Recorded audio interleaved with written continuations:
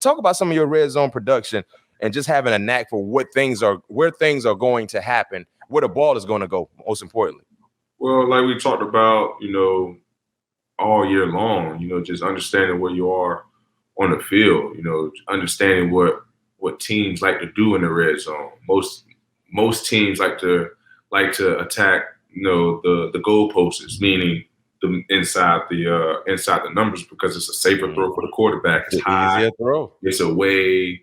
Red zone beater was what we call them. Red zone beaters. Red zone beaters. So for one, I'm protecting my inside because I know that's what offenses want to attack me, either with double post or wraps or all go specials.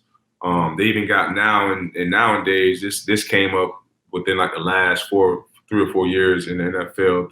The fade, I don't even know what they call it, but the fade front pylon route. It's like a fade comeback almost. Yeah. So you have to be a little leery of that route, but just understanding where you are on the part of the field, understanding what teams like to do, what can hurt you, what can't hurt you, and just play to your leverage. That's the biggest thing, honestly, man. Just play to your leverage. Be where you're supposed to be. You know what I mean?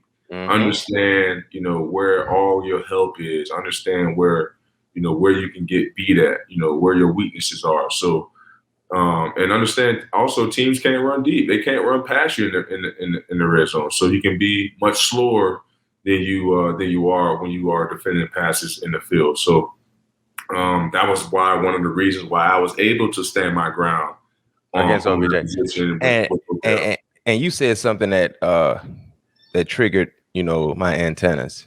You said when OBJ was in a stack alignment as the point guy, he wasn't running 7 cuts. No, he's never run 7.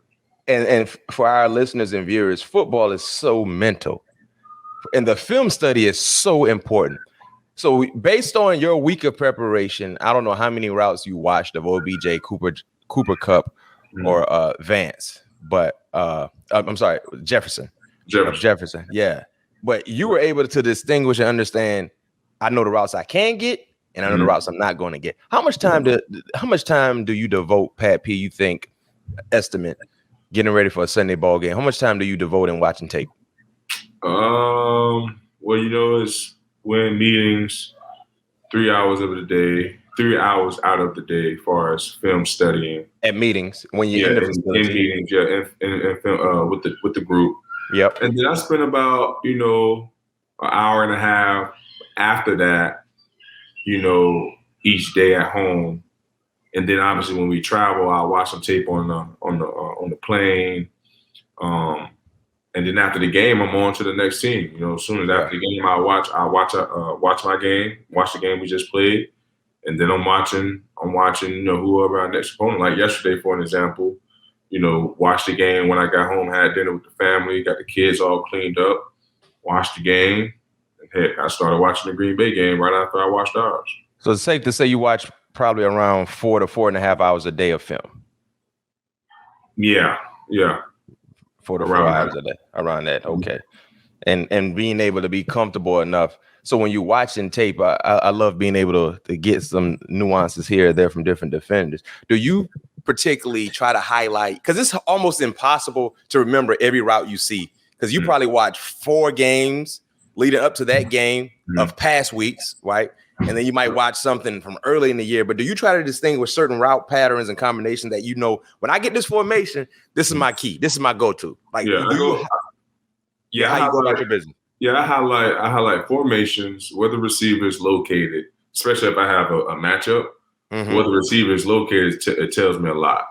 And so location, formation, and I do a top 5 routes. So like this week, we got Cooper Kupp, we got Odell, Jefferson. So for Odell, my top 5 routes for him is when he's condensed, he's running an over. Meaning he's tight to the line of scrimmage. Yes, when he's tight to the line of scrimmage, and this is when he's by himself condensed though, because he is condensed sometimes with Cooper Kupp. So when he's single condensed, he'll run the overs, he'll run the deep bike routes, which is a deep 18-yard curl. He'll run they'll sprinkle in the outs, but they only ran there like 3 times this year. And mind you, he only been there, 4 games. So that was that's a very low probability route that I got to cover for.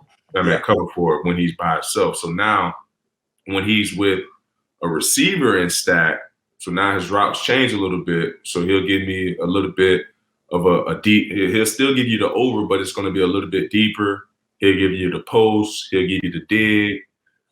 So I go down to the top 5 routes, and I go with Jefferson. Anytime he's anytime he's outside wide, outside the numbers, he's more of a vertical threat type guy. He'll run curls occasionally, but he's more down the field type receiver, especially if he's outside of if he's the number one receiver in 3x1. They love to run the digs. They love to run the dagger combination with him behind zone coverages. And Cooper Kupp, he's pretty much a wild card. He's always that stat guy. He's always that option guy. He's the guy that pretty much had the liberty to do what he wants, meaning he has the liberty to pretty much attack the deep defender leverage. So whatever he feels a good way for him to go, that's where he's going to go. You know what I mean? So they do a good job of moving him around. So Cooper Kupp runs a lot of Cooper Kupp, the thing about Cooper Kupp, if he's outside in a bunch, he will give you more of the outs. He'll give you more. He give you a little bit more of everything. He's not a down the field guy, so that's one thing you don't have to worry about him. You don't have to worry about any routes past 15 if he's outside. Yeah. So he run more of the speed outs, more of the digs, things like that. So that's kind of how I break it down in totality of watching film. Like you said, I watch a bunch of stuff. But going through all of that stuff, I'm going through the top 5, the top 5 routes they run the most.